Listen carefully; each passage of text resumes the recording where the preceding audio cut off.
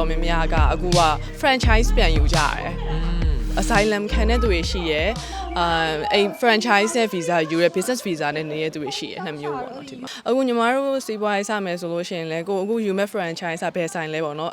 ဂျပန်ဆိုင်လားဘာဆိုင်လဲတော့တေချာကြည့်ပေါ့နော်ညီမတို့အခု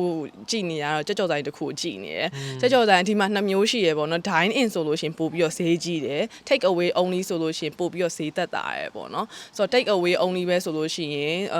သူတို့ပေါင်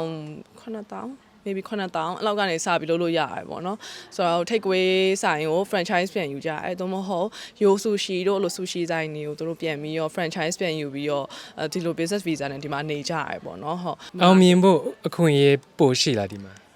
ပို့ရှိရဆိုတော့ဒီ franchise ယူတဲ့ဟာတွေကလည်းဒါအရင်တို့နေရာတွေမှာဒါဟို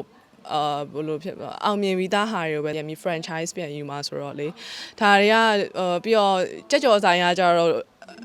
everyone can have ဆိုတော့